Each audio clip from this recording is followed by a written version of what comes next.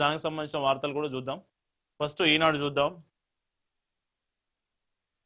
Iran పై నిప్పుల వాన, Isfahan నగరంలో విధ్వంసం, 15 మంది మృత్యువాత. షిరాజ్ పైన దాడులు, గల్ఫ్ దేశాలపై ఇరాన్ క్షిపణులు, డ్రోన్లు. అమెరికా ఇజ్రాయెల్ మినహా మిగిలిన దేశాల నౌకలకు అనుమతి. ఇరాన్ పై అమెరికా ఇజ్రాయెల్ దళాలు నిప్పుల వాన కురిపించాయి.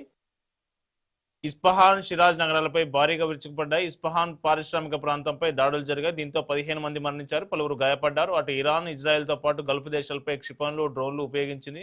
యుద్ధం ముగింపునకు ఇరాన్ విధించిన షరతులు అంగీకార యోగ్యంగా లేవని అమెరికా అధ్యక్షుడు ట్రంప్ స్పష్టం చేశారు. మరోవైపు తాము కాల్పుల విరమణ కోరలేదని ఇరాన్ ప్రకటించింది. సో ఇరాన్ మీద నిన్న ఇజ్రాయెల్ను అట్లాగే అమెరికా రెండు దేశాలు విరుచుకుపడ్డాయి. దాదాపు ఆ నిప్పుల వర్షం కురిపించిన పరిస్థితి అట 15 మంది మృత్యువాత పడ్డారు. ఎందుకంటే దాదాపు ఇస్ఫహాన్, షరాజ్ నగరాలపై భారీగా విరుచుకుపడ్డాయి. ఈ రెండు సిటీస్ ఏదైతే ఇస్ఫహాన్ అట్లాగే షిరాజ్ ఈ రెండు సిటీస్లలో దాడులు జరిగితే 15 మంది చనిపోయారు అనేది ఒక వార్త చూస్తా ఉన్నాం. అట్లాగే అమెరికా, ఇజ్రాయెల్ మినహా మిగిలిన దేశాల నౌకలకు అనుమతి. ఏదైతే హార్ముజ్ జలసంధి ఉందో అక్కడ ఓన్లీ అమెరికా అట్లాగే ఇజ్రాయెల్ ఈ రెండు నౌకలకు మినహా మిగతా వాటన్నిటికీ అనుమతి ఇస్తున్నారు అనేది ఒక పాజిటివ్ సానుకూల వార్తగా మనం చూడొచ్చు. సో నెక్స్ట్ ఈ వార్త చూద్దాం.